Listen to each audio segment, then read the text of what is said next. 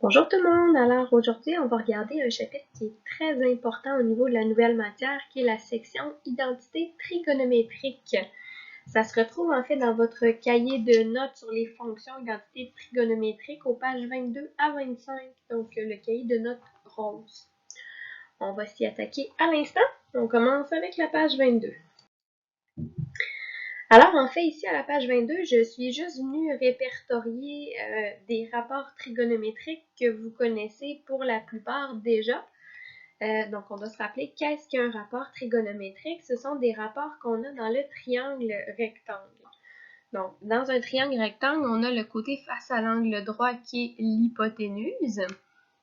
Et là, si je viens cibler ici l'angle qu'on va appeler par exemple θ, ben, le côté qui est en face de l'angle, c'est le côté qu'on appelle opposé. Et le côté qui est à côté de l'angle, c'est ce qu'on appelle le côté adjacent.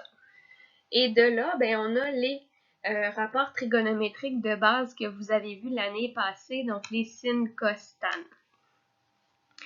Les autres rapports ici, cosec, sécante et cotane, ça se retrouve en fait à être la fraction inverse. Vous voyez bien, par exemple, entre le sin et le cosec, qu'est-ce qui s'est passé? Ben, on a juste inversé de bord hypoténuse et opposé. Et même chose pour chacun des rapports. Donc ça, c'est tout en fait des rapports trigonométriques qui sont de base à partir du triangle rectangle. Ensuite, toujours dans la page 22, je vous ai ajouté aussi d'autres identités trigonométriques qui sont un petit peu plus poussées des fois. Par exemple, ben, si on regarde les premières identités que vous avez dans la section ici, donc on sait que on peut savoir en fait que cosec ou coséquente, c'est 1 sur sinus et vous avez plusieurs rapports comme ça. Là, je sais que c'est mêlant puis vous savez pas trop qu'est-ce qu'on va faire avec ça, là, mais perdez pas espoir, on va y aller tranquillement pas vite tout au fil du vidéo. Ce que vous devez juste garder en tête, c'est que ce sont comme toutes plein d'égalités qu'on connaît. On nous dit qu'on peut aussi mettre chacune de ces égalités-là au carré. Donc, on pourrait par exemple avoir coséquente au carré va être égal à 1 sur sin au carré. Sécante au carré est égal à 1 sur cos au carré. Et ainsi de suite. Donc, ça serait toujours bon. Les dernières identités qu'on va regarder, c'est ce qu'on appelle les identités fondamentales qui sont ici. Donc, ces identités-là sont très importantes aussi lorsqu'on va vouloir travailler les identités trigonométriques. Donc, on vous dit par exemple que sinus au carré plus cosinus au carré est égal à 1. Ça, en fait, c'est qu'on se retrouve à prendre notre fameux triangle rectangle de tout à l'heure, puis on vient faire un rapport de Pythagore avec chacune des mesures des côtés. Ici, ben, vous devez savoir qu'on peut déduire de la première expression sin carré plus cos carré est égal à 1, mais on pourrait aussi, par exemple, écrire sin carré est égal à 1 moins cos carré. Ça revient au même. Même principe, cos carré va être égal à 1 moins sin carré. Donc, c'est toutes des égalités qui sont bonnes. On fait juste manipuler d'un côté et de l'autre de l'égalité, en fait. Même principe pour celle-là. Donc, je pourrais avoir, par exemple, 1 est égal à cosec carré moins cotane carré. Et on pourrait aussi avoir cotane carré est égal à cosec carré moins 1. Et là, même principe pour le dernier. Donc, si je divise tout par cos carré, ici, on a tan sur 2 plus 1 est égal à sec carré.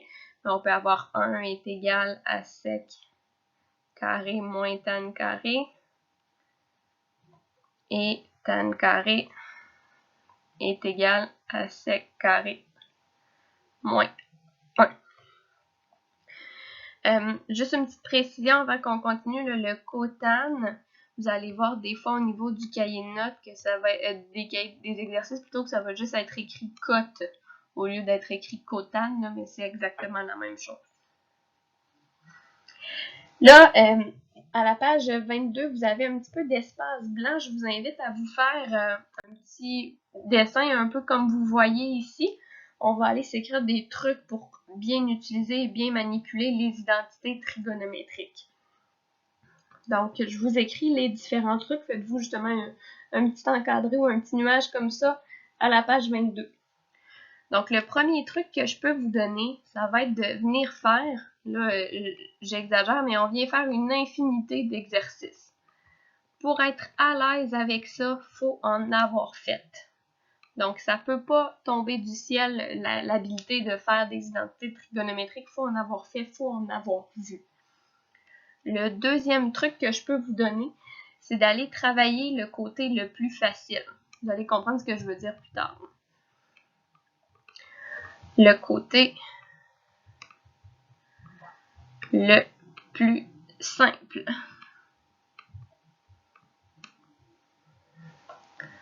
Troisième truc, vous devez connaître la factorisation. Donc, toutes les méthodes de factorisation qu'on a vues cette année, on va parfois en avoir besoin. Donc, ça, vous les avez dans votre cahier jaune pâle, le cahier sur la quadratique. Et dernière information, il faut être super à l'aise avec les opérations sur les fractions. Donc, je sais que ce n'est pas quelque chose de super acquis pour plusieurs d'entre vous. Rappelez-vous, là, je vous avais fait une feuille verte fluo, résumant, là, puis expliquant un petit peu les opérations sur les fractions.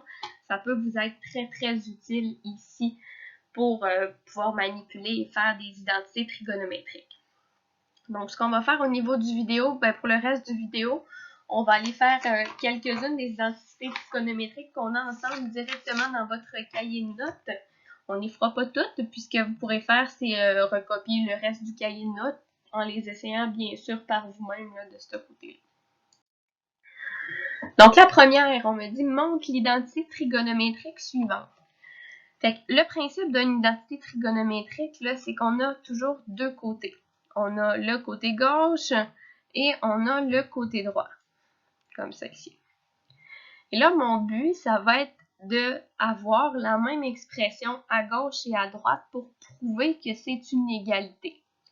Donc, soit je viens travailler un seul des côtés, ou des fois, on va devoir travailler les deux. Donc là, le premier exemple ici, il est très de base, puisque si vous regardez toutes les identités qu'on a à la page 22, il y en a une qui est exactement l'identité 1 plus cotane va être égal à cosec. Hein, c'est marqué 1 plus cotane carré est égal à cosec carré dans votre cahier de notes. Mais c'est exactement ça qu'on a ici. 1 plus cotane est égal à cosec carré. Fait que tout simplement, ce qu'on peut faire, c'est aller travailler le côté de gauche en disant, ben, je sais que 1 plus cotane carré, c'est égal à cosec carré. Et donc, c'est égal à cosec carré. C'est la même chose. Puis là, le x, on peut le laisser dans le fond qu'il y ait un x, un a ou rien, ça revient toujours au même. Donc, il faut vraiment garder en tête notre but, c'est que l'expression qu'il y a à gauche se retrouve à être la même expression qu'il y a à droite au final.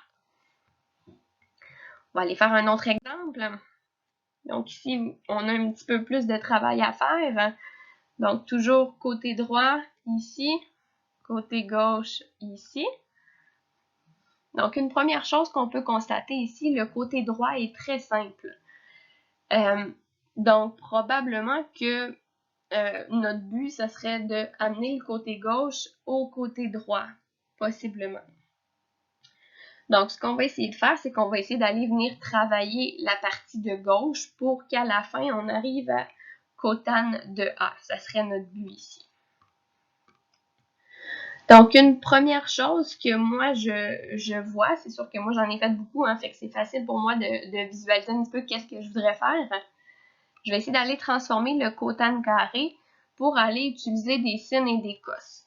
Donc, toujours en regardant la page 22, on a une identité qui nous dit cotane carré, c'est égal à cos carré sur sin carré.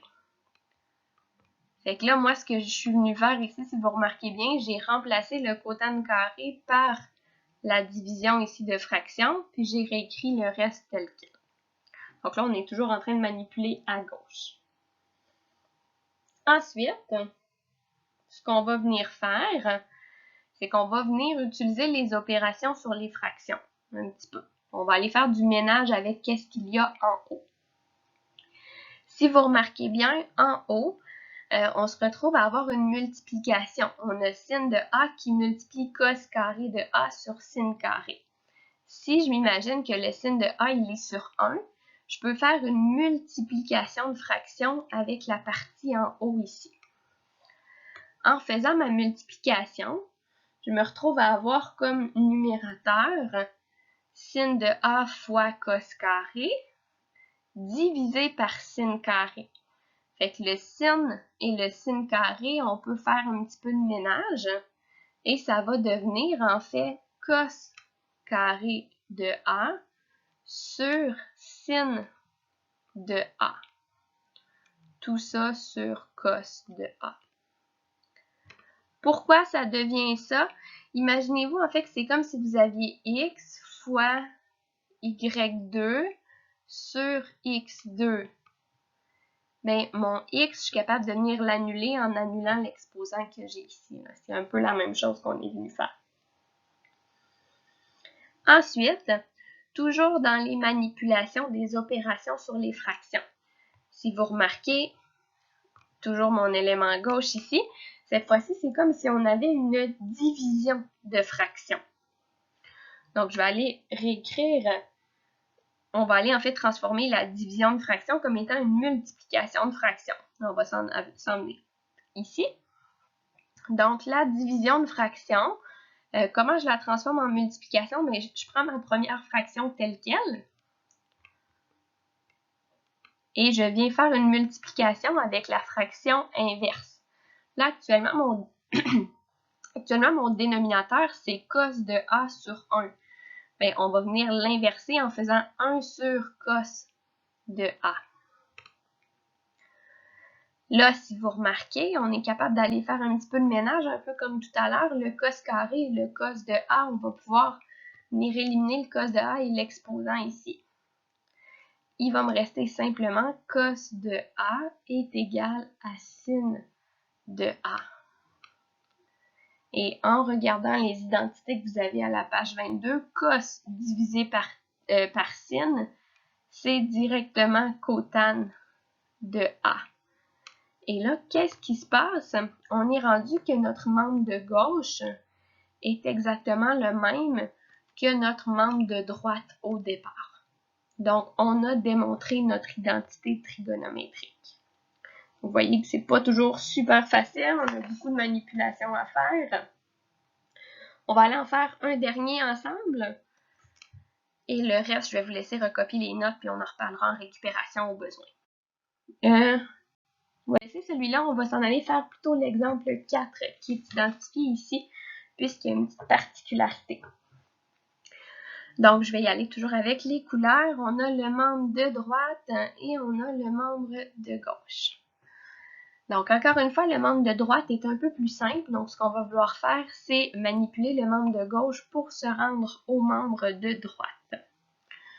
Donc, ici, qu'est-ce qu'on peut remarquer? On a une certaine, on a cos carré moins cos carré fois cos carré. Donc, on a deux termes. Ce qu'on peut remarquer, c'est que les deux termes ont l'expression cos carré en commun. Donc, on va aller faire une mise en évidence simple. Donc, de la facto, en fait.